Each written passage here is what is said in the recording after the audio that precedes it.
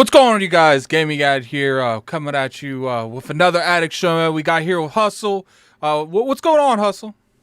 Not much, man. Not much. I am gearing up to start the Artful Escape later on, like pretty much right after we finish. I finally jumped back on Game Pass. I feel like I had to. Plus, they offered it for $1, so I had to jump back on it. And I saw Demigod. Shout out to Demigod over there, level 1. Like he actually reviewed it. I know this game isn't that long, but I always enjoyed the art style of it. Edit. What's going on with you, kind sir? Uh, Unfortunately, I'm not allowed to talk about what I'm playing. And what's crazy is like the way that NDAs and stuff work. Like, it says, please don't tell people that you're reviewing the game that we're talking about. But I noticed yesterday Xbox revealed what you like. You know how like Xbox will tell you what you're playing. Mm-hmm. They just snitching on what I'm playing. So like my thought process is like, if I can't tell anybody, maybe your actual thing shouldn't tell me. So it was interesting, man. It was interesting, but more on that here later, you guys. I think you guys will. I'm pretty sure that you could take a wild guess what I'm reviewing, but I can't actually tell you guys I'm reviewing it. But Yeah, I just put two and two together. Hey, Addict, they said I'm a little bit low in the chat. How about now? I turned myself up a little bit, but if you could turn me up, that'd be better. yeah, I turned you up now. Okay. Hopefully it's good now. I can't turn. I don't have the ability to turn my. No, I don't. No, I can't turn myself up, I guess. All right, how does he sound now, guys? How does he sound now? Y'all let me know. I like the transition we got. Like the little Yeah. yeah. It took me a little bit, but man, I got stuff going, man. We improving. Slowly but surely we improving. That's all right. So yeah. I think the first thing we're gonna talk about is state of play. I know Okay. we missed that last week. I think it was Thursday last week, wasn't it? So we did miss that. Yeah. So I want to briefly go over state of play. I don't think there's a whole lot to talk about when it comes to state of play, but I do want to briefly go over it because I feel like it was that bad. So, for those of you that don't know, on this channel, actually, you can go and watch our reaction because Hustle was in there with me and King. It was me, King, and Hustle. We reacted to the state of play that we're about to refer to. And, what thing I want to know, Hustle, is how did you feel about that state of play? Okay. So as you know me, right, and as the chat gets to know me, y'all know I'm Mr. Positive, super positive, and I try not to be disingenuous with my positivity. But that show was pretty bad. Now, I said it during the reaction last week that hey, I'm not on Twitter as much as I used to be, just because of my job and certain things have changed. So I was wondering if PlayStation has sent out like the quick like disclaimer, like, hey, don't get too excited. We just showing indies and third party. I wonder if they sent that out, because if they sent that out, most of it is forgiven. But honestly, that show was not good. The show wasn't good. Little Monster Inside was good. King put me on like Star Ocean or whatever that was, and I said I would say that that's okay based off of his recommendation. I want to go check that out. And I saw King of Fighters, which was I love fighting games. Like that was cool, but it was one other game that kind of escapes me, but not really, dog. That wasn't the one that everybody should have been streaming, in my opinion.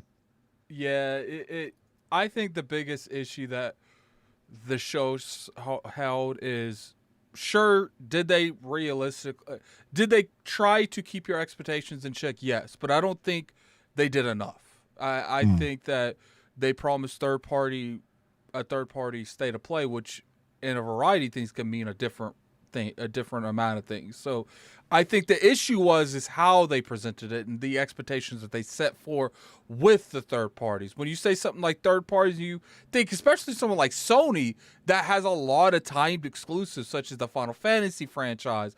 Maybe we would have seen something from Square Enix could have been there, Capcom. We don't know what they're doing behind closed doors in terms of third party. So people automatically assume we're going to see Final Fantasy 16 there. We're going to see, maybe Final Fantasy Remake 2, which that's a stretch. It's probably not happening, but it is something that can happen because it's a third party. And I think that was the biggest issue, is they didn't be a little bit more specific. They should have said this is going to be an indie show and we're going to show a lot more of the up and coming titles and not necessarily, big third party titles. Because to me, this was the worst state of play an Inside Xbox has ever done. Like, Inside Xbox has made some pretty bad shows that's poorly paced, and I feel like, you know, there's a lot of things Inside Xbox can improve on whenever they bring that format back, but this is worse than anything they've ever done. Like, Yeah. Xbox, PlayStation, Nintendo, I was bored from the time this thing started to the time this thing ended, and they got to do better on stuff like that. They got to be a little bit more communication. They got to have more of that. So how do you feel? Do you feel like that maybe the communication wasn't there? Yeah, again, and if the communication was there to anybody in the chat who saw it, go ahead and tweet me. Hustle and Motivate on Twitter. Y'all go ahead and tweet that at me because, like I said, again, I didn't see it. Most of it would be forgiven if they was like, hey, you know, just a quick little, don't get your hopes up type thing. Cool, I'm cool with that. And you mentioned it earlier. Not the last verse, Final Fantasy, like the second part of the. I guess we're assuming it's going to be 3 parts. We saw like the DLC. What was the last year and it came out? What's the Yuffie or Yuffie DLC? I'm not familiar with like the Final Fantasy characters, so you have to educate me, sir. Yeah, it is kind of odd. We haven't heard anything more about that. It would be great if we would have gotten that because you did say that this was third party. There are a lot of other third parties that that are kind of like rumored to have happened. Like I don't know if you know, but they're rumored to like release another boxing game. Yeah, it's another boxing game that's like rumored on the horizon. Like, of course, you don't break news there, but here's the best part about that show: no tea, no shade, but it's only 20 minutes. Like we was kicking it for a while, but the show wasn't that long. I can't be too mad. Hold up, let me bring up the show we did on the other screen. We did that for an hour and 26 minutes.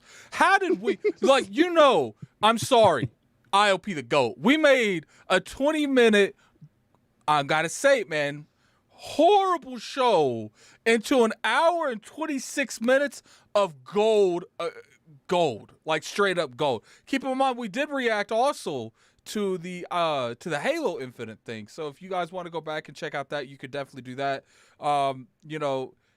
At the end of the day, I don't think this is like a bad show in terms of what they showed. I just think that they needed to be a little bit more transparent to what was actually going to be there. And if they would have just came out and said, yo, this is going to be indies, don't expect anything in form of like a huge third-party present. It's not going to be there. What's funny is they showed Star Ocean, and then we found out after the show it's on Xbox too. So it's on Xbox One, right? I know it says Series S and X. Is it on the previous gen consoles, PS4? I don't know. I didn't see that. All I saw is people tagging me, you, and King over and over again, saying that this game is on Xbox and they taking a huge, huge L. But we got a $5 super chat from Flame. It was so short. By the time we knew we were getting conned, they ran out the door. Y'all were stuck by the smooth criminal. Also, hi guys, what's up? I appreciate the super chat, Flame. Look, you're right, man.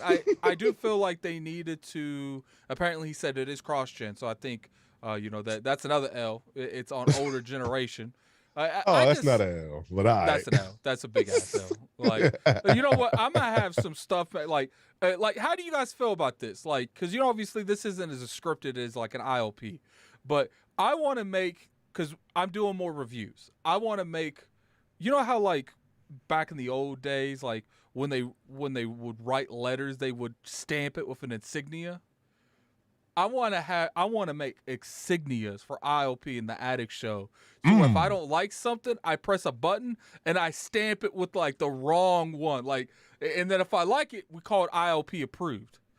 So, I want to do something like that with in terms of the aspect of reviews. Like if I like a review and I really enjoy the game at the very end, like over the game, I just put like IOP approved or something like that, or the royal stamp. I don't know. Obviously, we can figure out the names and stuff afterwards. But tell me how you guys feel about that in the chat, man. Hey, Addict, before we move on, is that Emperor Zergi?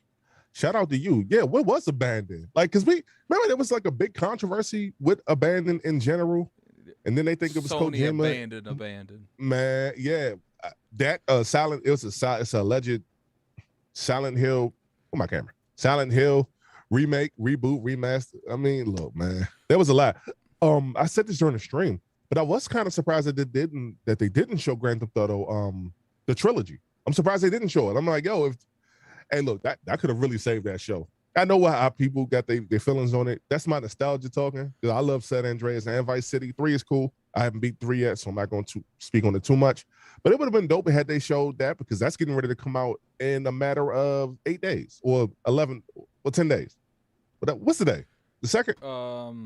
Yes, the second. Okay, so 9 days from now, yeah, I'm gonna partake on Grand Theft Auto. PS5. I'm getting on PS5. Yeah, that's what's up. When it comes to stuff like that, like, it is on Game Pass, so at least I could play San Andreas. And I've always enjoyed, out of all the GTA, San Andreas was always the one that resonated me the most. I've always enjoyed that game. I thought it was well paced. I thought the way that the story was well done. To be honest with you, I felt like that story, I think the quality of 5 is better than San Andreas, but I think the story is better in San Andreas than 5. You get kicked out, he goes to another, because it felt like there was a purpose in everything doing. It felt like CJ didn't have control over his life. It was just like he always had to like run from. But on this one, they kind of try to split that with 3 different characters, and I think that they all did okay things, but none of them did individually what CJ did in San Andreas. Yeah, and I think the reason why you feel that way is because it's centered around the one character. Excuse me, centered around the one character. And CJ, I'm not gonna spoil it for those who all haven't played it, but you know what happens to CJ while he was up in Liberty City, why he comes back. You know what happens to him as soon as he comes back. He gets to running around, and then then they ship him out to the country. Like there's a lot to like take in with that. I'm looking forward to running through that one again. It's my favorite one, but I love the music in Vice City. And for the record, where is it? Oh, what's he doing over here? I had to do it. Vice City and Part 3. I got San Andreas in the drawer somewhere. I got it in here somewhere. Just know I got it. Anyway, I had to do it because I want, and I know we talking about the PlayStation thing, but I want to see if they're going to change some of the music from the old version to the new version, because licenses, they do run out at a certain point. Michael Jackson has been accused of certain things in his death, and even when he was alive. So I'm wondering, music might be up out of there like that. There's a chance on that. Yep, and like another one. Yep. I definitely hate to like divert a little bit. We seem to do that a lot on this show, but look, I'm not a fan. Like I see a lot of censoring going on. Like, look, regardless what happened in the past with this and that, I'm not a fan with altering something about a game that could be put back in the game. You know what I'm saying? Like, I see it a lot when it comes to like doing World War II stuff, when it comes to like certain symbols with the Nazi stuff. Like, I get it. That is a horrible time in history.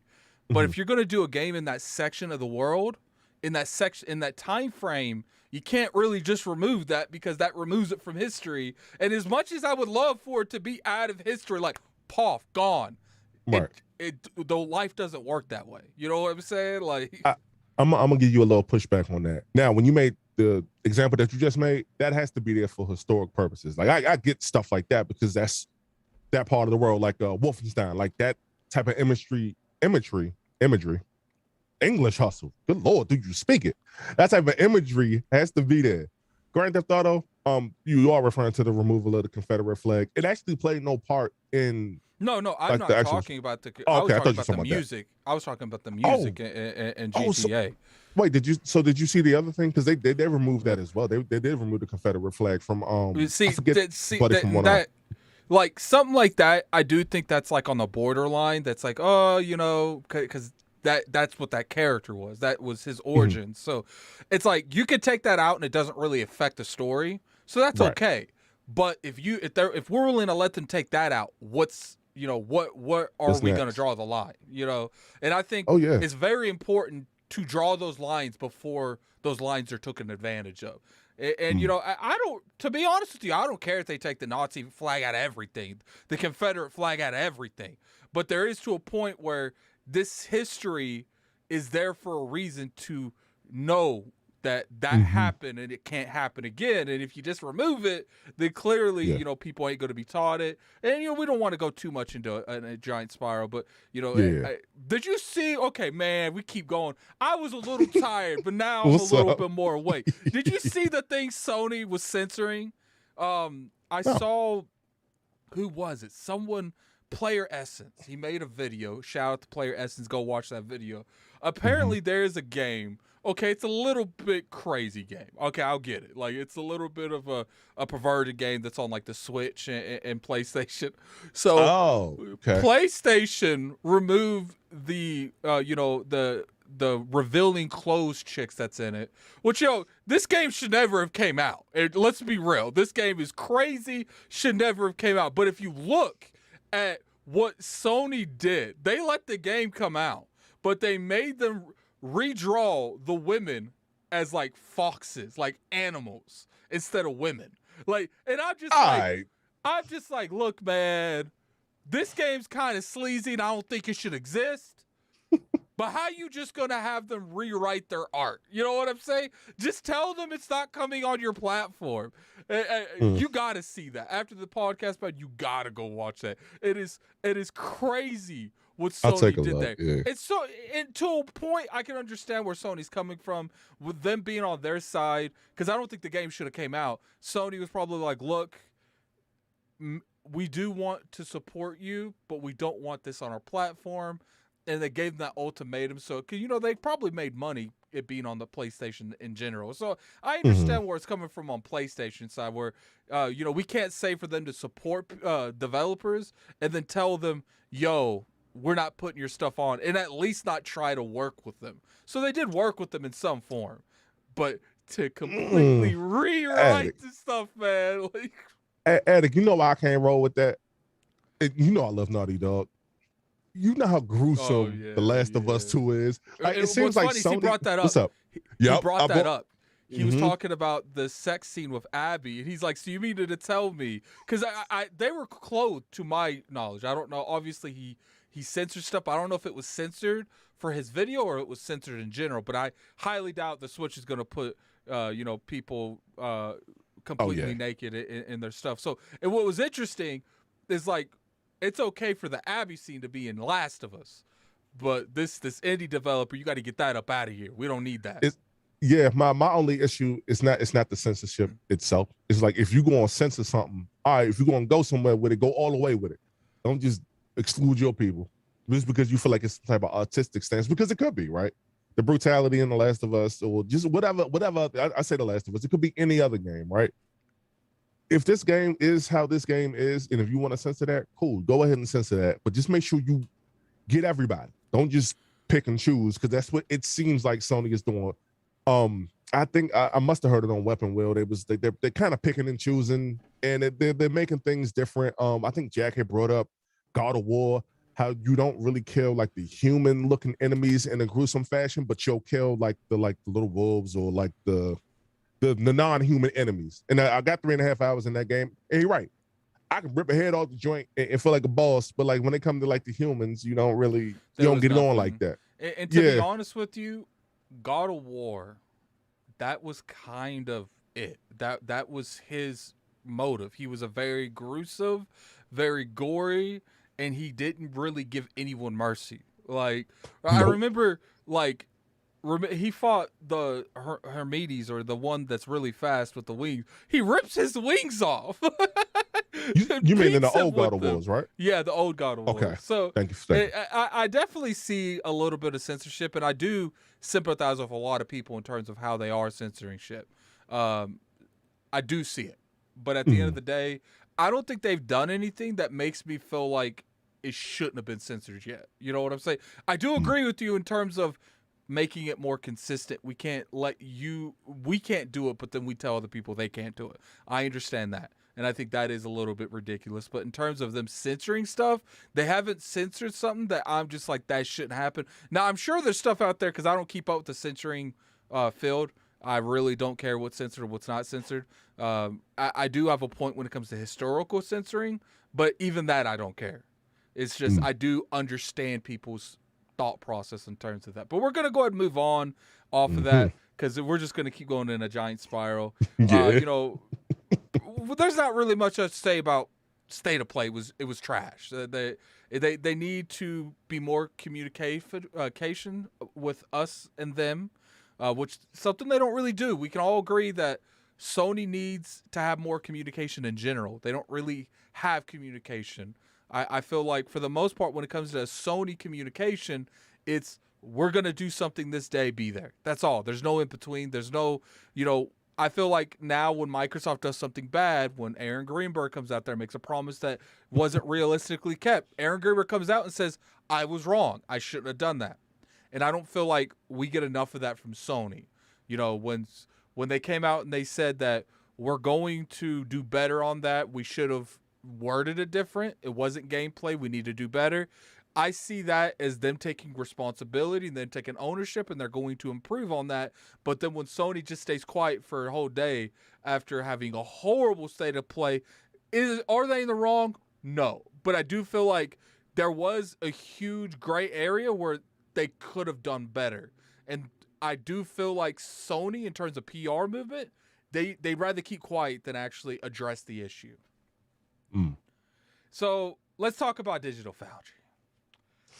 I'm sure you saw. I sent you the video this morning. Yeah. So for those of you that don't know, Digital Foundry did a podcast, and at the beginning of the podcast, they talked about Halo Infinite.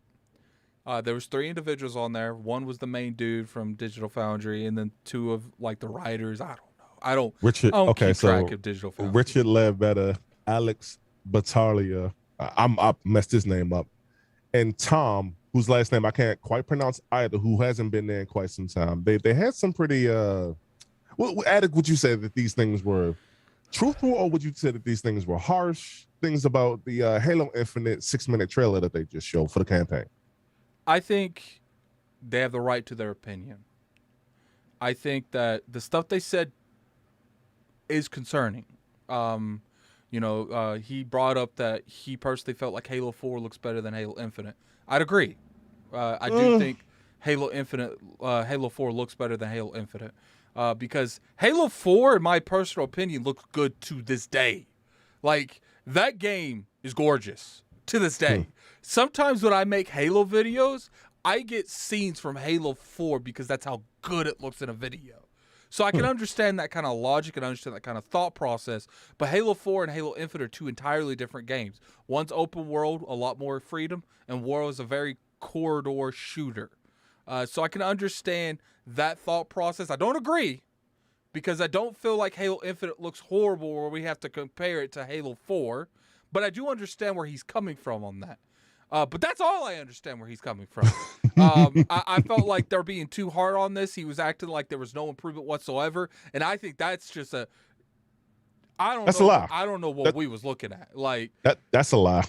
Come on, because you can't look at the atmosphere first. Let's start with the atmosphere. If you follow the 343 blog like I do, you saw the changes that they made. Now, if you don't like changes. Indeed. Now, if you don't like the new changes, cool. You can not like them, but you can't say that they are an improvement over the ones that we saw at the 2019, whatever that was. You can't say that was the thing. Now, you can argue that some character models, they improved, but they only improved like that much, really. They didn't really, and I'm referring to Craig. But honestly, man, I'm like, it looks a little bit better, not too much better, just a little bit better. But I don't know. One of the gentlemen, I can't remember who it was. He said he doesn't like what Halo is turning into. Ladies and gentlemen, Halo came out in 2001, November 15th, 2001 to be exact. This game will be over 20 years old, man. Like, if this game didn't try to move the needle forward, or didn't try to do something different, or didn't try to do something innovative, you know what? What Cox say? Burgers, fries, and shake? It'd be the same old. And they be complaining about that, man. So we got to see how the game plays in terms of the RPG elements before we can make that determination. I don't think that that's right. Graphically, all right, you can have whatever gripe you want to have about that, but I don't think that, like, we can't talk about the gameplay until we actually play the game. And I'm gonna be real with you. I actually jumped back on Game Pass just because of that 6 minutes that I saw. I like the different little things that I saw, like the different little elements that I saw.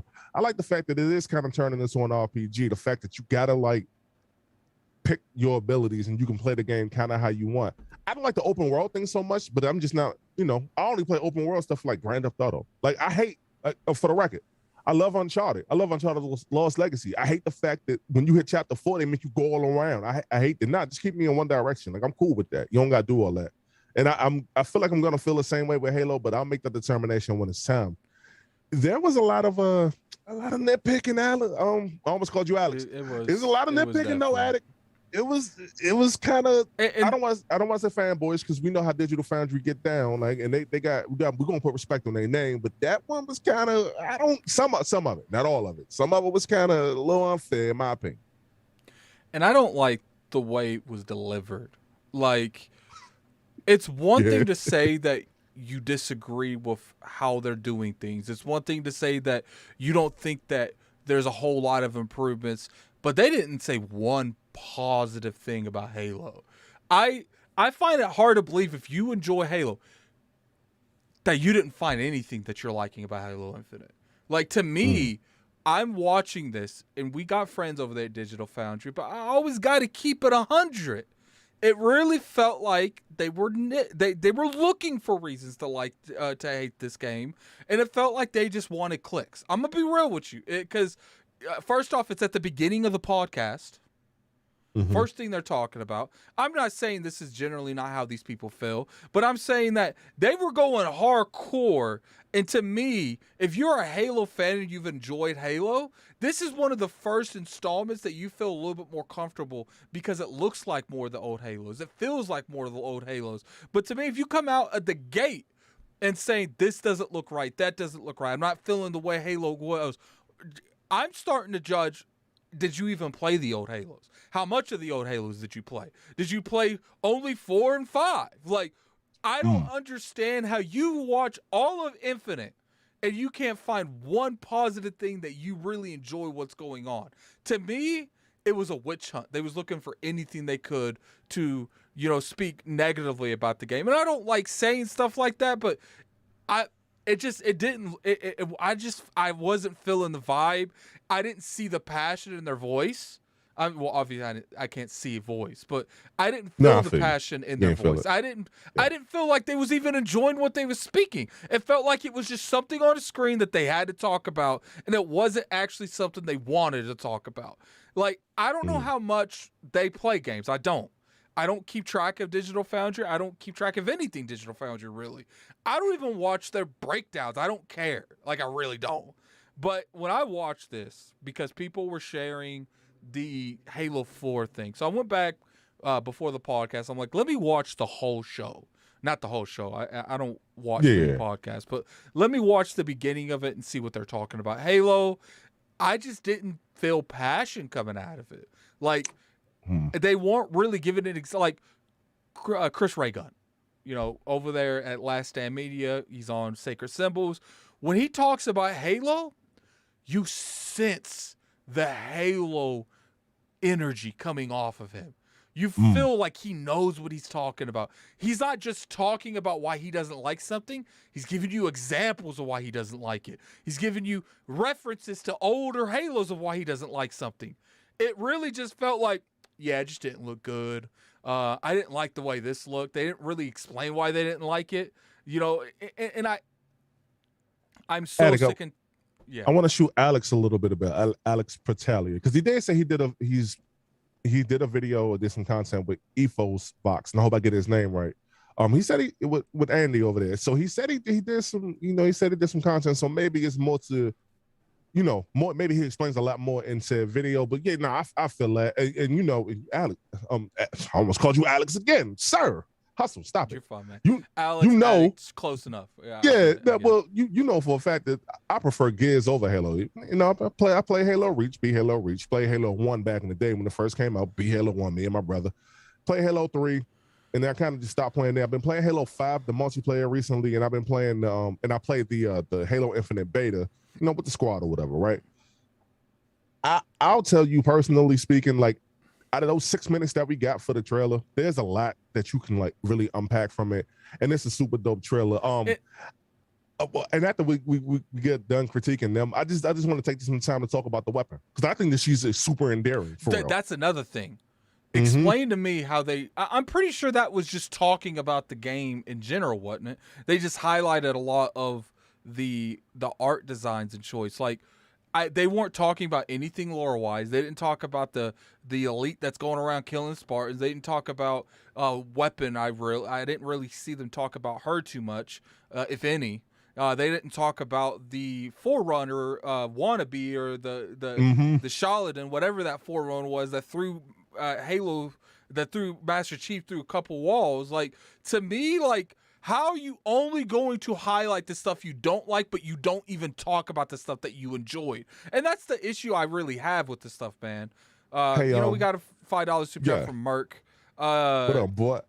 Yee! Shout out to the homies. I appreciate the love, Mark. I think that's my issue.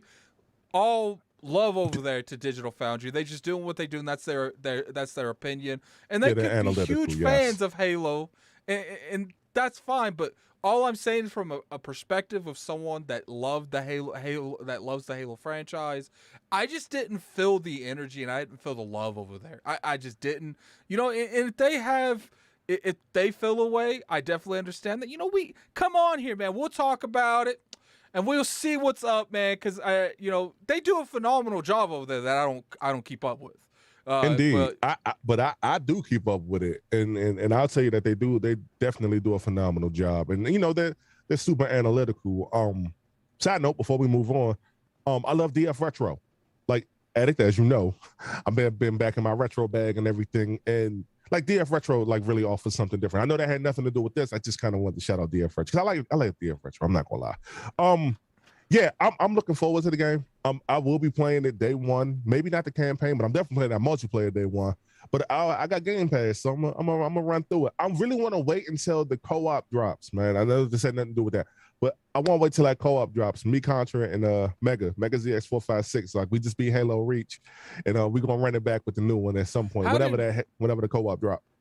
We're doing good on time, so we can divert a little bit here. How'd you feel about Halo Reach? Fun. Like, the story in general, like, it's the best story that's been in Halo. Is in Halo Reach. Hey, and that's a doozy for me. But like, one of my main gripes against Master Chief in particular is that, like, he's like Triple H. Like, Triple H in the Attitude Era. For all my wrestling fans, you know what I mean by that. He wasn't like the man. He was always the man next to the man. For example, Triple H was there with Stone Cold, who was way higher than him. He was there with The Rock, who was way higher than him. He was there with The Undertaker, who was higher than him. Hell, he was there with Mankind, who was a little bit higher than Triple H, in my humble opinion. So he wasn't quite the man, but he was always the man next to the man. And what I mean by that is, Master Chief, he boring.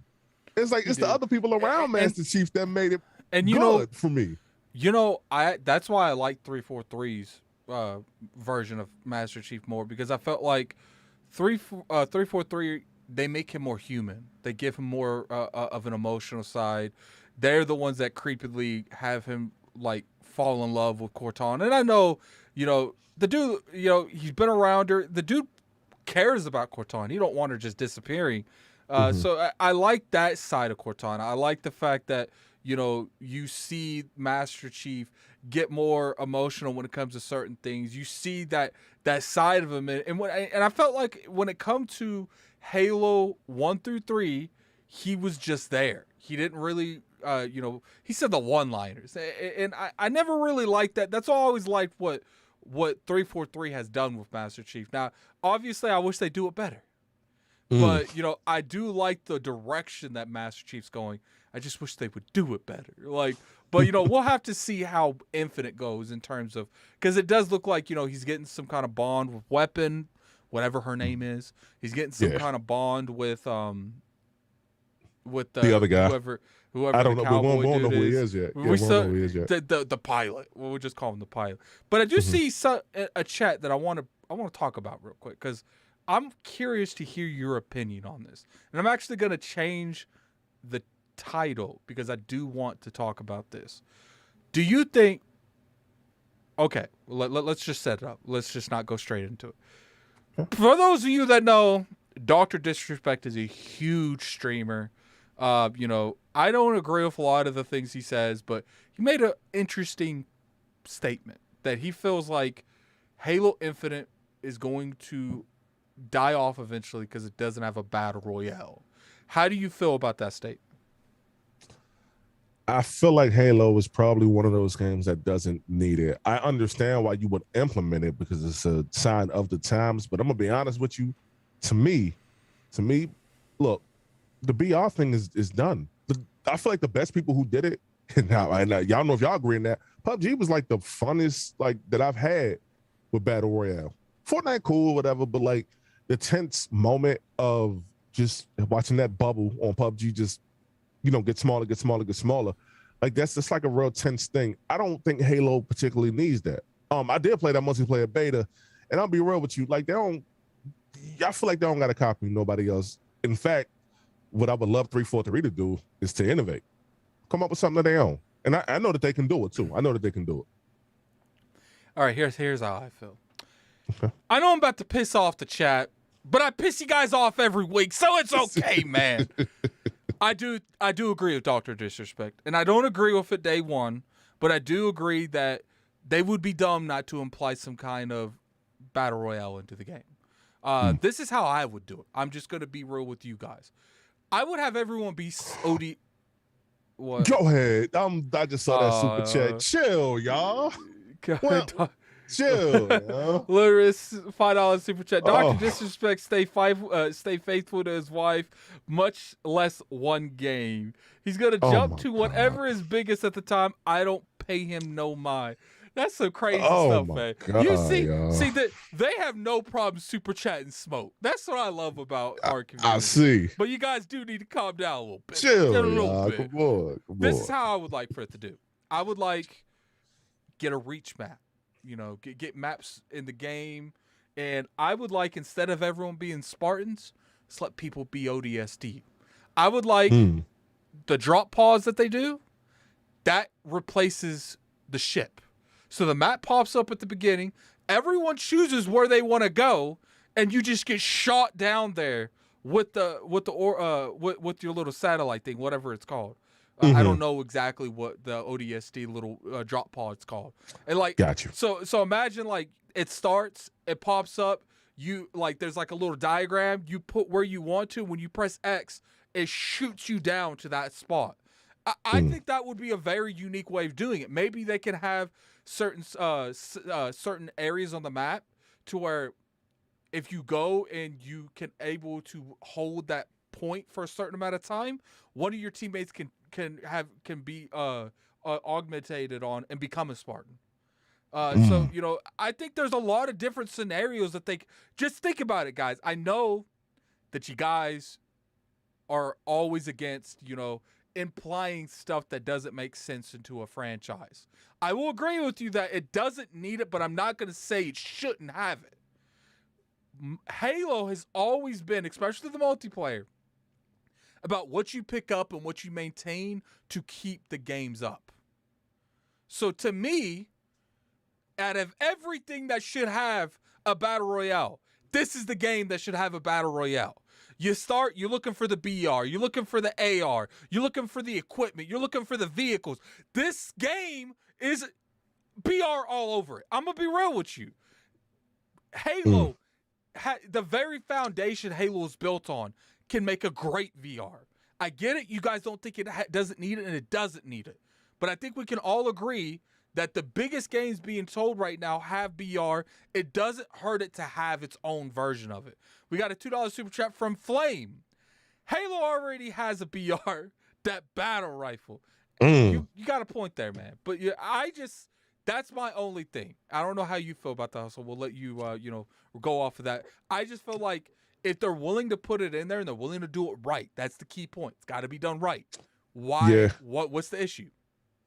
All right, I'll say this. All right, if they're not going to implement it day one, all right, cool. But they don't need no more extra on their plate right now. Let them get this out the door. Let this joint be great. That's more concerned about that. But we was in the last segment, I guess. Well, I guess the segment, yeah. In the last topic, the last segment, you and I spoke about Digital Foundry's reaction to it. Let them focus on all that other stuff first. Because the gameplay, in my opinion, is already there. It's already fun. If you want to add it at a later date, cool. Because, Attic, you know the first thing I'm going to do? First thing I'm going to do is I'm going to find some sticky grenades and I'm going to get my Call of Duty on. I'm just going to throw them joints. I'm just going to throw them and see if I can stick somebody. I've done it before. Like, yeah. Imagine what it would be like. Like, for those of you guys that don't know, like when you played the original Halos and you would like extend the drawbridges. Remember, like the energy bridges that you would have to fight to turn on and stuff. Imagine maps being made strategically to use stuff like that. Like that's what I'm saying. Like the bigger picture, chat. The bigger picture. This game needs to have a BR. It doesn't have to have it. It just needs it. And I feel like if they build a BR correctly and they did it right, they could have the best BR on the market, because Halo's foundation is so BR friendly, and that's just my opinion on the matter. You know, I want what's best for Halo, and I do feel like, sure, you don't need it at launch, but after about 6 months to a year, you know, people are getting tired of the same, you know, ranked matches, arena matches, big team battle matches. You know, drop a BR on that community. Drop a battle rifle on that community. Drop a battle royale on that community and tell them, have fun. And what's funny is I know some of these people in the chat, if they did it right, you guys would not be in this chat telling me not to do it. I feel like if they're willing to do it correctly, what do we got to lose? Indeed. So, the chat knows why we're here. Sega and Microsoft announced a partnership using the Azura servers. Azura, I don't know. We ain't. I'm not. This isn't a spelling class, okay? I will pronounce anything however I want to. So they announced. Keep in mind, I said Microsoft, not Xbox.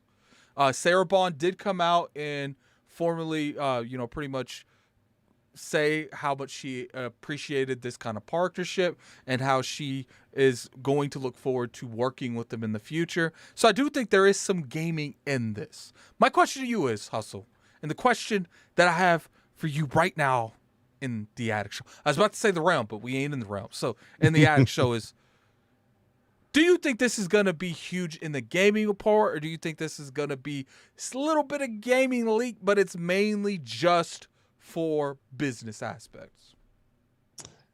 I think both of these scenarios can be true. I think this is like something of a testing the waters type thing. You remember back when Bethesda had issues with Fallout 76? Todd Howard came out. He said the first people that he reached out to was Xbox. Microsoft. This is before Microsoft. No, this he is said before he called Phil Spencer. That was the first person he called was Phil Spencer. Indeed. Now, before things happen, and I don't want to well, you know what, I'm going to speculate. I'm going to have some fun this time. You know, before all of that popped off and we got the Bethesda deal that we got, or we got the ZeniMax deal that we got, they reached out first and they asked for help. Now, when I read the article that you sent me via IGN, shout out to IGN for this, it seems like to me that they said they were making a global. Hold on, I want to make sure I get it right too. They said they want to focus on global online communities. Now that to me sounds like multiplayer. I don't know what in terms of multiplayer, but I see they have a picture. I mean, they got the Phantasy Star franchise, so maybe it's something to do with Phantasy Star. They got that. I also see a picture of Sonic the Hedgehog. It could be Jet Set Radio Future. It could be a ton of different things. Jet Set Radio. It could be. It very well could be. It could be. Pick my eyeballs out if it's that damn game. Can we get? I want Persona on my platform before we talk about getting any of your guys' platform. I only care what I want. All right, and I want Persona. Why would I care if you guys get what you want? That game is like 50 years old. Let that shit be 50 years old. I'm just joking. If you guys want Jet Set Radio and they give Jet Set Radio, I ain't gonna hate. I'm going to just be upset because I still ain't got Persona. And I think that's, until they get Persona, they on my shit list.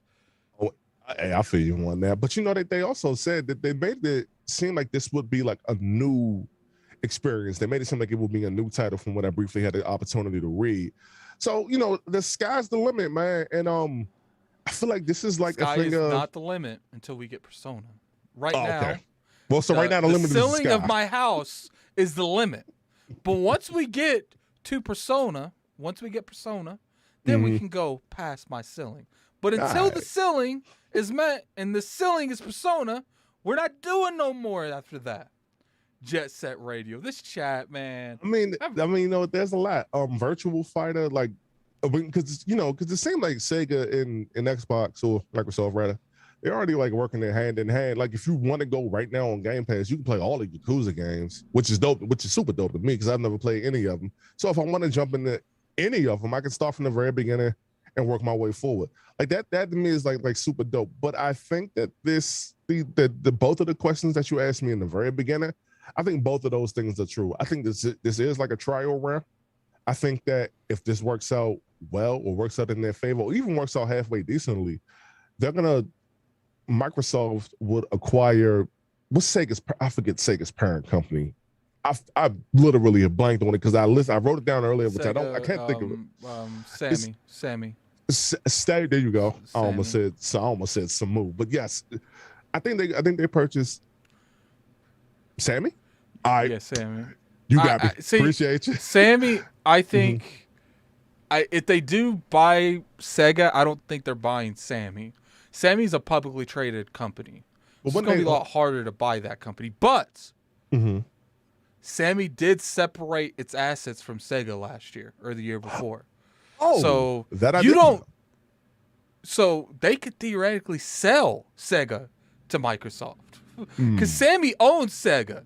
I don't think Sega itself is a publicly owned company. I think Sammy's a publicly owned company that Sega so happens to own. Let's get this $5 super chat from Alvin.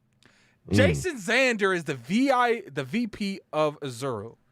If this had nothing to do with Xbox, seems he would be doing it instead of the VP of Xbox. It's literally his job.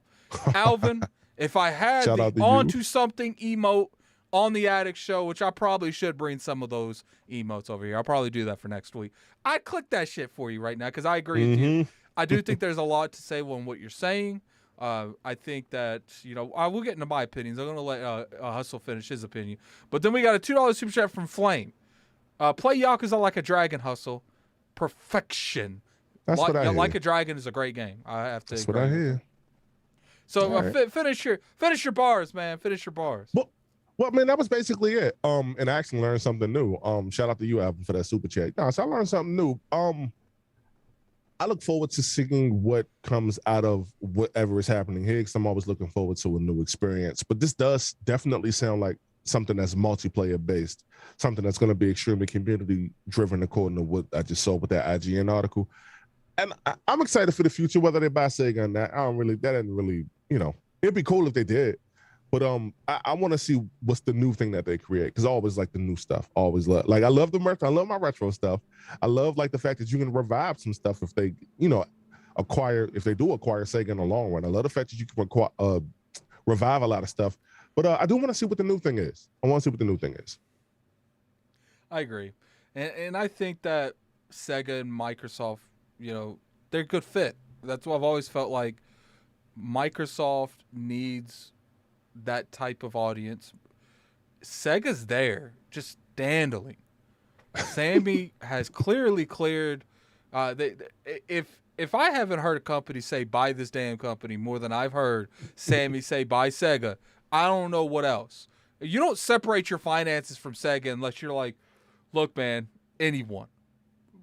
Hot sell, man. Hot sell. We'll give you Sonic for a cheeseburger at McDonald's. Well, I just feel like that there's something going on in the back end.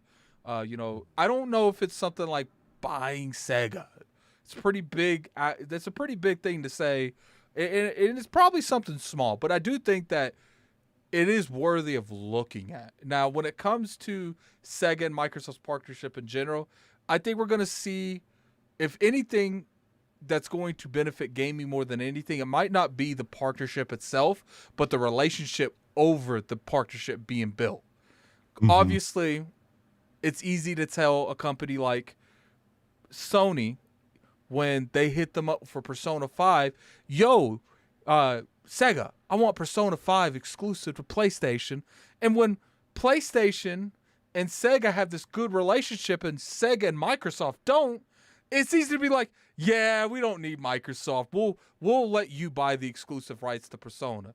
But then you have this type of relationship with Microsoft and Sega. Let's say Persona 6 comes up. Let's say PlayStation hits them back up. He's like, you know what? Persona 5 works so well for us. It worked great for us, Hustle. You know what we're going to do? We're going to give you this money. Let Persona 6 come over to PlayStation exclusively.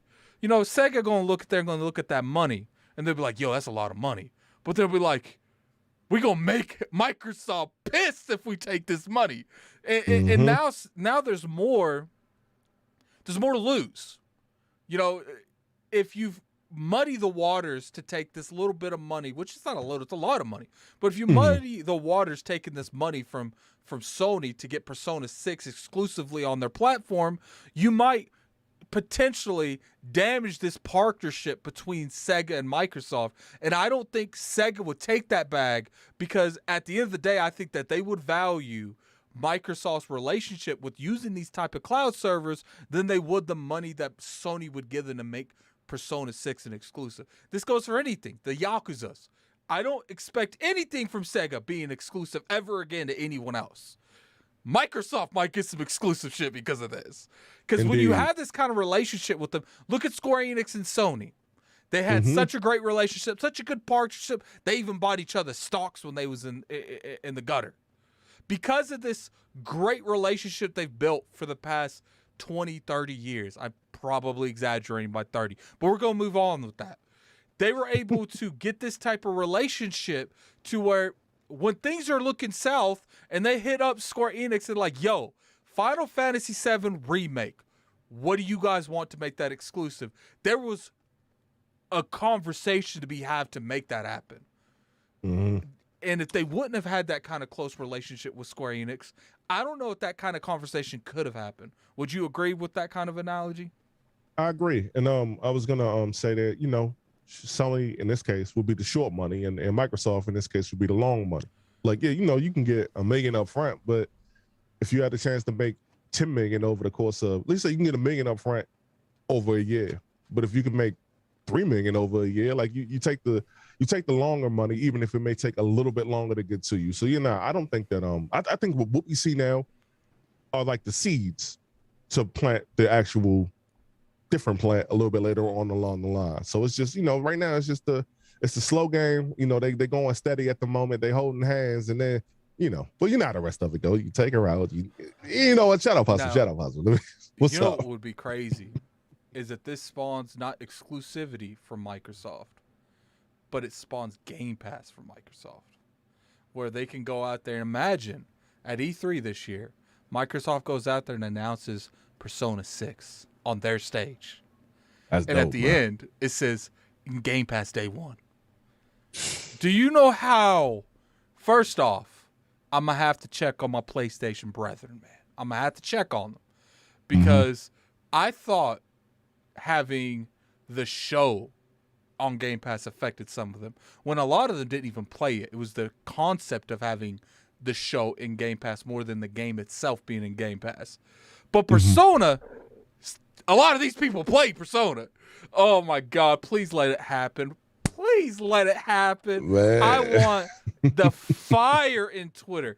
Like, you know, I know that, you know, the Spaces thing has been causing a lot of friction on Twitter, but man, Persona 6 on Xbox doesn't have to be an exclusive.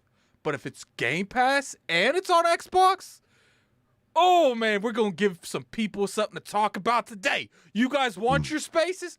Come on, let's give them stuff to talk about. What do you want in terms of the Sega relationship? In terms of Sega, I mean, because I do like Persona 5. I got 50 hours in Persona 5, the vanilla version. I mean, you know, anything, like I said, I'm getting what I want. The first thing that I've always wanted from like different companies is always going to be something new. You remember when Sony brought Bluepoint? I said, well, damn, I hope they get to make their own thing. And we don't know, it's rumored that they are going to make their own thing, but I don't want to divert from the conversation. They can make something new, but if they do give like Persona 6, and if it is in Game Pass, like you already know what's going to hit, because we know how Atlas get down. We already know how Atlas get down. So that's just going to be like I don't want to say another notch in the belt, but like if you don't have Game Pass at that point, you love RPGs, like it's bad enough Microsoft right now or Xbox right now got all the Western RPGs pretty much on lock.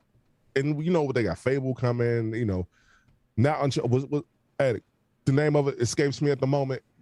Avowed? No. Well, Devoured, yes, but it's Elder Scrolls? No, not that one. It's Captain Homer Simpson. The name escapes me at the moment. Captain I was Homer going Simpson. Yes, y'all had her on the. I have no clue what you guys are talking about. Y'all had Megan and there's the other gentleman who isn't on Twitter. Y'all had her Outer Worlds. Outer Worlds. You got both the Outer Worlds there, and they got all the DLC there. So there's a lot to be desired with all the Western RPGs. And if they get Sega, man, I mean they got the Eastern RPGs.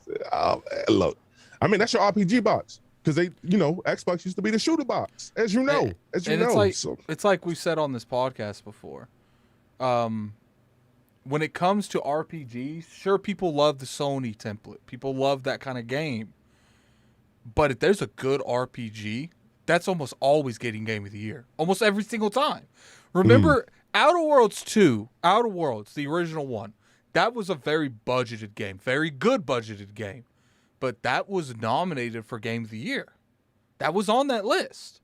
And that was a budgeted IP from Obsidian. A lot of people don't realize it, but Stick of Truth was made by Obsidian as well. Great game. Oh, really? Stick of Truth was made by Obsidian.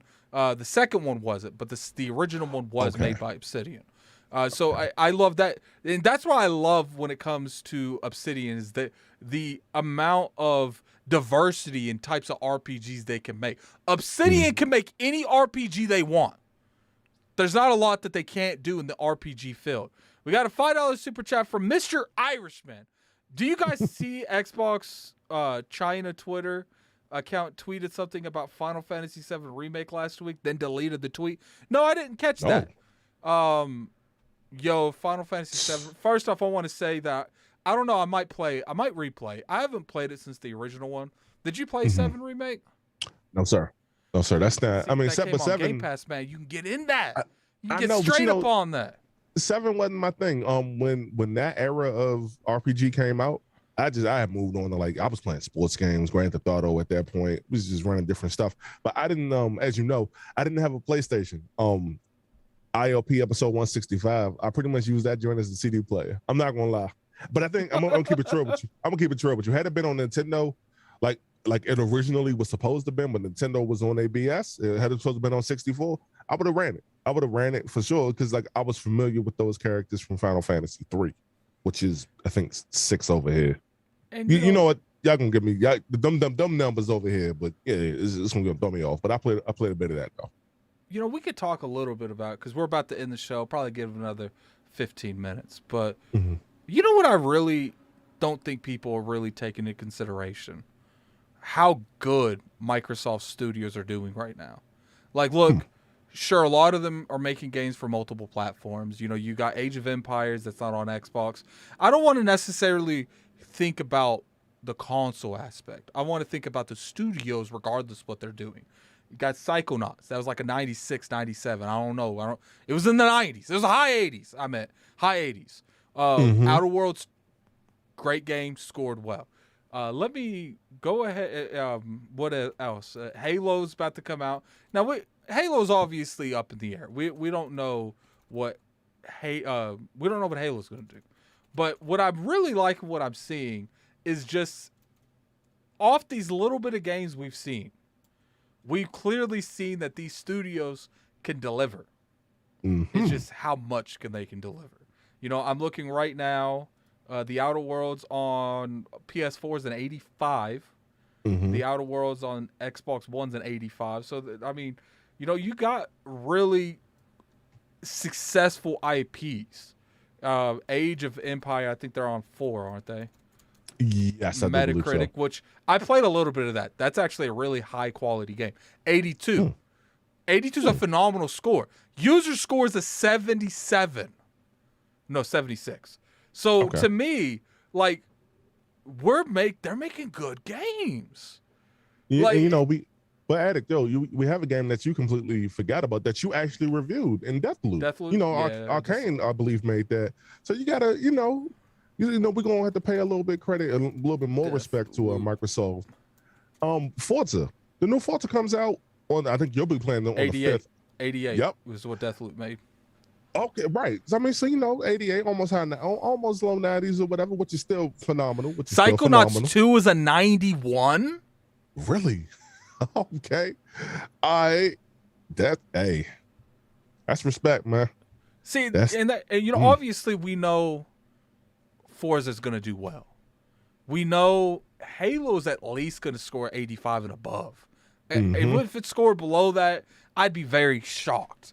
So all I'm saying is like, look, Sony makes really good games. But Hustle, would you not be more inclined to go somewhere where you get more consistent good games and not just a couple big bangers every couple years? I've said, I think I can't remember where I was when I said that. I said, but I would prefer like 10 games rated at an 85 than only Then 3 games two rated at a games 96. rated at 90. Yeah. And But that I've always used this analogy. I'll let you speak in 1 second. I apologize. Okay. When it comes to how do you take on these highly rated games, you get 385 friends to go beat the 92 up. Like, it's just like, man, what you gonna do when you're being held by Forza Horizons 89, 92, and then Psychonauts 2 and it's 92 is just jabbing them over and over again. Like, I have a lot of good faith in these studios. I feel like Microsoft, they got a good pulse on the RPG market. They got a good pulse on they're damn near the only racing market right now. Yeah, it seems they got that way. a good pulse on the RTS market. They got a good pulse on the third person market. Hellblade. They got Gears of War, because people forget Gears of War is in that vein. Yeah, they got a good pulse on first person with Halo. Doom, Halo, Arcanes. Doom. Oh my God, yeah. To me, they're so diverse. It's unreal right now. It's just you got to make sure those games come out. And right now, people think that it could go south, and I think it can too. Just depends on what these games come out. But we're seeing them deliver, and that's what I want to point out. We're seeing these games deliver, and that's all that matters at the end of the day, is how these games deliver. And everyone in the chat, you know that I'm being 100% real here. If I felt like these games weren't going to do well, I'd have told you I asked this. But I honestly feel like they're going to do well. I think Avowed's going to score well. Fable's going to score well. Oh, I don't want my desk falling out, man. They don't have JRPGs. I'll give you that. But yeah, I really optimistic about the future of these consoles. I do have one more question for you, Hustle. Do you have anything more to talk about the studios? Well, in terms of the studios, I mean, the output is, hopefully the output stays high. I'm a Halo dude. I'm a Gears dude. But I do want to. We got to give Sony their credit, man. That third person over the shoulder Sony template view. Listen, you got a game like God of War, Spider-Man, Miles Morales. For me, Astro's Playroom is another one. If that's a full-fledged game, then yeah. I mean, just certain things like that. So a lot of these companies, they are fighting for each other. Nintendo with Metroid Dread, which I'm gonna buy next on the 25th. I'm copping on the 25th. When we see stuff like that, I just like to see everybody compete and just to make the best possible product. So like some of the heavy hitters are coming out, I'm with it. I am excited. I'm more excited for Xbox for the simple fact that, I love Gears. So I want to see that next one. I want to see the new stuff that the coalition will be working on, man. I'm looking forward to it. I'm looking forward to the game. And the greatest part about it all is that even if I don't play them all, I got my pick for the PS5 stuff, for the Xbox stuff, for the Nintendo stuff. So I got my pick of whatever I want to rock, man. So I just look forward to the future for all 3 of these consoles. I know that's a diplomatic answer, but I'm not finna hold you. I can't lie about it. I can't lie, man. I can't lie. Like, okay, so let's move into this. I do have one thing I want to talk about real quick, because I do want to go over a little bit, because I usually try to have this like an hour, 25 minutes. But there is a couple things I do want to run by you, because we haven't really talked this week, which I kind of want to stream more. So we're going to have to talk about that after this privately. So I see a lot of people talking. I got in an argument with a couple people, and I want your opinion on this. It's going to be a segment that we should have. It's going to be called Hustle Am I Bugging? Okay. Look, I personally feel like you having games from the PlayStation or Xbox, regardless which one it is, come day and date into that platform does devalue the console. Maybe not the brand, but the console. Because if you lose people on the console to going to PC because they don't need to buy the console, I do feel like, even if it's just one, that is devaluing the console to those individual people. Sure, is there a lot of those people? Probably not. We got the Kofis, the Kofis, the BGs, these individuals, and they are very small demographic in the gaming industry. I don't think there's a lot of them, but I think those individuals proves that it does devalue the platform in terms of a console, not the brand, because if you don't need the console, then it devalues it by itself. Okay. Now, this is where you talk. Yeah, hustle am I bugging? Hustle am I bugging? Yes. Yes, I'm you are. bugging. No. Okay. Yes, okay, yes, okay. you are. Yes, you are. And I'll tell you why. My brother, who wasn't here, he's at work. I'm sure. He's apprehensive on getting into PC gaming because although I got into PC gaming around 2016 or 2017, I forget what year it was. It must have been 2017. I think I had one issue with a game. And I know Grand Theft Auto San Andreas was one that wouldn't boot through the Rockstar launcher. It works fine now, but it just didn't work well then. A lot of people get consoles for convenience. If God of War Ragnarok comes straight to PC, it doesn't devalue anything because everybody ain't gonna necessarily want to put up with the hassle of PC gaming. Yeah, when it works, it's great, but when it don't work, it's like you pulling your hair out, you pulling your beard out, whatever you got. Like you're going crazy and you're trying to figure out things that should be fixed. Yes, sir. All right. So Hustle thinks I'm bugging, but I got to come back at it, this man. Okay. Mm-hmm. So obviously we just had You show up. We just had Squid Game show up on Netflix. Amazing things that really drove the service. You is still the number one thing watched on Netflix. If I can get You and I can get Squid Games on Amazon Prime and HBO Go or HBO, whatever the hell it's called these days, Hustle, am I going to be subscribed to Netflix? You know why that's different? How's that different? Can I tell you what? Because one of these things is with the click of a button. Most of these things are apps in your television. Yeah. Now, if the Amazon service comes in at cheaper, a little bit cheaper, then yeah, we go with Amazon.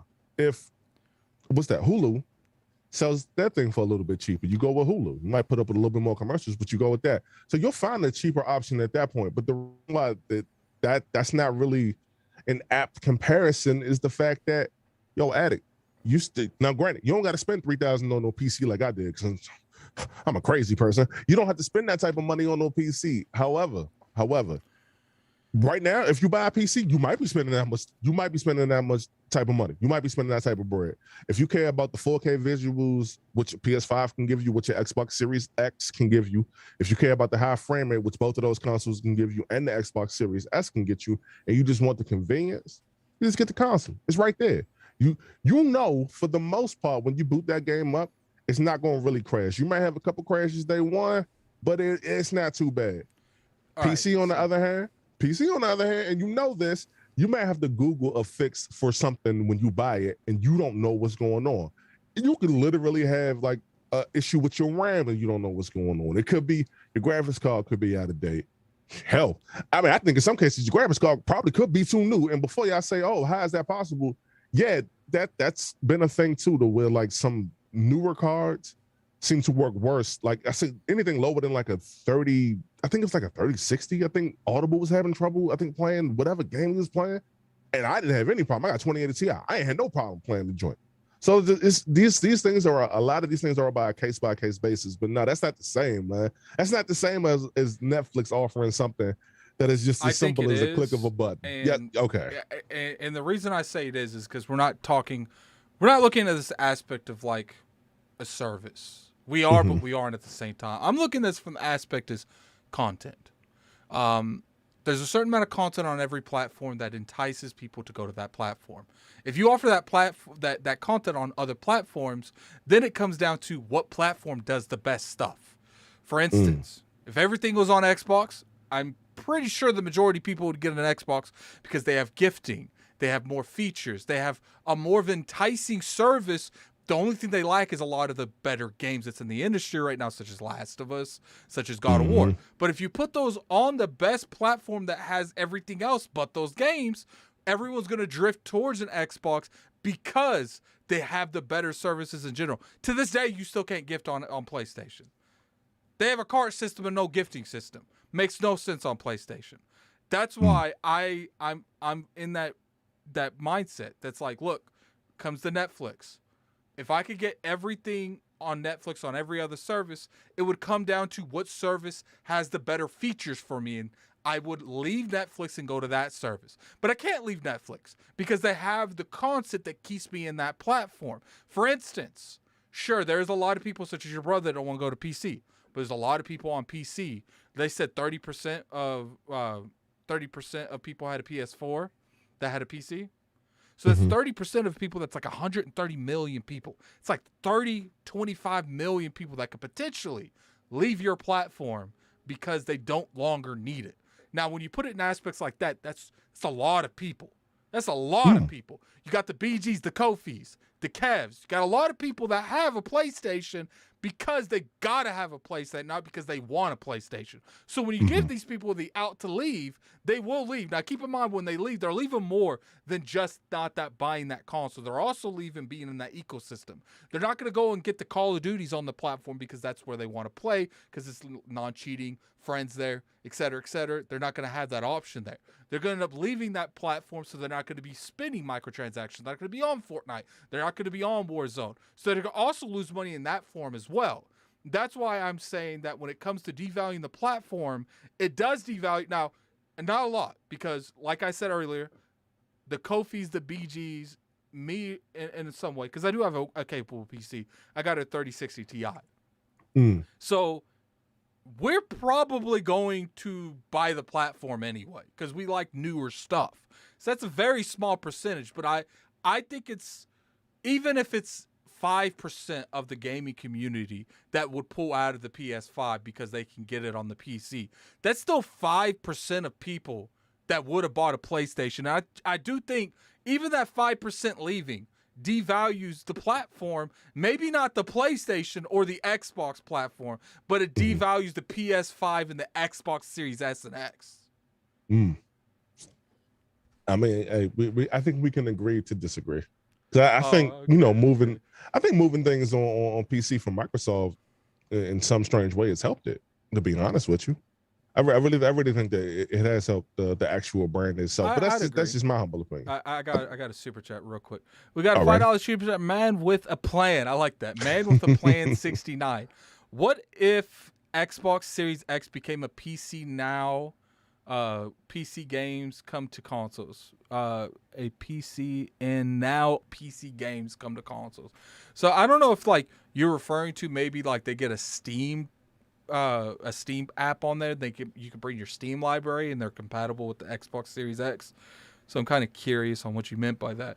Do you have any concerns what he said on that? If you can get Steam games on your Xbox Series X? Nah, I mean, if that would be cool if I didn't have like a PC. If I didn't have two PCs, I got two capable PCs to play games on. So for me, that's not gonna matter. That will be beneficial to anybody and everybody who doesn't game on PC who has an Xbox or a PlayStation. If they were to do that, that would be more beneficial to them. I mean, it wouldn't.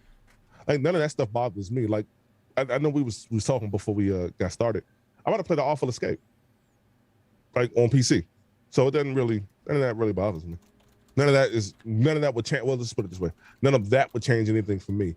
And again, it needs to be said, I know I said I disagree with you on if things devalue the platform and that.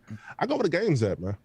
I definitely will go where the games are, but for me, I think that's where everyone should go, is where the games are at. I agree with you. And even in terms of PC, for me in particular, the reason why I chose to jump out there with PC is because I started to get to know you guys in the community, guys and girls in the community. And if I ever had a question, I could lean on one of you all for help. But honestly, it's for performance. Like, I don't have it in front of me now, but I used to have a 21 by 9 1440p monitor. Like, when God of War comes to that, and now I want to take a shot at PlayStation. But anything, like when anything comes to that supports that resolution, I'm back on it, man. Both of my cards can actually run that. My 1660 that I got in this streaming rig can run it, my 2080 Ti can definitely run it. So I look forward to like that, but I look forward to it in terms of performance because I want to go over 120 20 hertz a second. I mean, but that's and shout out to y'all console dudes who finally got y'all a taste of over 100 frames. Like shout out to y'all, man, because it's a wonderful thing. All right, so we're gonna end this. We're gonna end this on a fun way, Hustle. All right. Because apparently I'm bugging, but we gonna move on. I'm really gonna keep doing that though. I really am because I like that. That was a nice little back and forth. What's your plans for the holiday in terms of gaming? What is your most anticipated game that you want to play this holiday? My most anticipated. We'll say the next 6 months. Let's take away the holiday. The next 6 months. Well, I'm going to put Halo Infinite there because I look forward to playing it because I had a lot of fun in the beta. The Last of Us on PC. God, I know I'm not right. Relax. And I got The Last of Us I said The Last of Us. Uncharted Lost Legacy, the Lost Legacy Collection. I look forward to playing that on my PC. In terms of the retro stuff, we spoke before we went live earlier. I ordered the wrong Tetris. I ordered Tetris 2 as opposed to Tetris Attack. I'm getting back in my retro bag, so I'm looking forward to playing those older games. Don't do that. Sir, we're not having this. You just match a block and another block, and you put it on, and it breaks them all. And then you match another block. I got the same thing on my phone. All Tetris is the same. Nah, but I look forward to playing that. I got Turtles in Time in the back, so I definitely look forward to playing that. And NBA Streets is right here, so I'm gonna be jumping all over the place. But as far as the multiplayer stuff is concerned, Halo, December 8th. I took off work and it's that interesting day. that you're really looking forward to that, because the reason I think that's interesting is because you're not necessarily a Halo guy. Nope. So not at all. The community and the beta has won you over to a point. And I feel like that's going to happen a lot. Like, I do think I want to do, because I do have a show. It's called Addict Spotlight. I don't do it a whole lot. I only do it on certain games. I think I'm going to do a Halo Infinite Addict Spotlight before the game comes out. I don't know when. We might replace an Addict show 1 week for it, and get a panel together for the Addict, for Halo Infinite. But I'm excited for Dying Light 2. I don't know why, but Dying Light 2 looks really appealing to me, and I really want to try it. And I feel like the original Dying Light didn't get the flowers I felt like it deserved, and I feel like that they can really win that crowd back over now. But that's just my opinion. And I actually want to play this Pokemon game too. I'm gonna play that because that's Pearl and Diamond, I believe, Shiny Pearl, whatever the hell they call them. And I'm gonna play that, man. I'm probably gonna play some online. See how some of these people in this chat, because people keep thinking that I suck at these online Pokemon games. All right, when I stick a Blastoise up your ass, you ain't gonna be thinking I suck anymore. But I appreciate everyone coming through, man. Hustle, what do you got going on, man? Tell me what's up. Tell me what Hustle's doing this week. Right now, this week, I will be not putting up content because, just different little situations here and there. However, I have something on the way called a Super NT. You want to get an unboxing or some type of overview of that. Super NT, for those of you all who do not know, I'm in the Super Nintendo games in particular. That's my favorite game of all time. Well, that's my favorite console of all time, rather. I got Super Mario All-Stars. I got Turtles in Time. I got the wrong Tetris 2, as opposed to Tetris Attack. I got a lot of stuff on the way. And, I got Aladdin on the way, too. Addict, I don't know if you ever played Aladdin on Super Nintendo. That thing fire, boy. That thing fire. So I'll be getting into that for pretty much this month. And I'll be getting into that because I'm really waiting on Halo. There's nothing else that I really want to finish up. I said I was going to play The Artful Escape. I'm going to run into that too. That's 4 hours. So I should definitely be finished that by the time we meet back up next week. But I'm in the retro bag right now what's up? Out of curiosity, are you going to play Forza? Yeah, that's the 5th. No, that's the 5th for you. I think it's the 11th it comes out. Yeah. Okay. I don't know if the Game Pass one is the early one or not, but I'll have to look into that. Yeah. Oh, no. Well, let's put it this way. If it's available on the 5th, I'm running. I just hope they don't make you do what they did the last time. It might be Ultimate that lets you do it. They remember they had that weird ass graphic chart that was shown when everything came out. I don't Oh chat. If you yeah, guys yeah. know, I was does confused. Game Pass Ultimate get the game early, or is it Okay. just the ninth on early access? Okay, so yeah, it's the So ninth. November 9th, from what I'm saying in the chat. Thank you guys. So I'll be on that November 9th. I November think you'll like 11th. it. I think you'll like it, man. I think you'll like Oh, it. oh no, don't get it twisted. I love Halo Horizon. I don't like the sim based joint, but I like the one where you can like race with your friends and it's just all over the place. How you get to race against the warthog or whatever Ooh. that was. I like that as opposed to like the other, as opposed to the sim. I like the more arcadey one. So the ninth is when the game comes out, right? Mm-hmm. That's next Tuesday. All right. That's the podcast. We might have to do the podcast at 6 next week to give you a little bit more time to play it. I don't know. We'll see. No problem. Or just do the podcast next week on a Wednesday because I do want to talk to you about it. All right, Hey, but no I problem. No appreciate problem. everyone for coming through, man. I actually mad tired, but the podcast energized me like a damn Energizer bunny. Everyone hit that like button in that chat, man. Get that above 100 Please before do. I exit out of this, man. If we are 13 away. If you guys want me to play these lame ass old ass games, you're gonna have to get that over 100 likes, or I ain't doing nothing. But I appreciate everyone for coming through. Make them play What? Tetris, y'all. No, we ain't playing Tetris. I'd rather pull my eyes out. But I definitely appreciate everyone for coming through, man. We'll see you next week. And until next time, I'm bugging.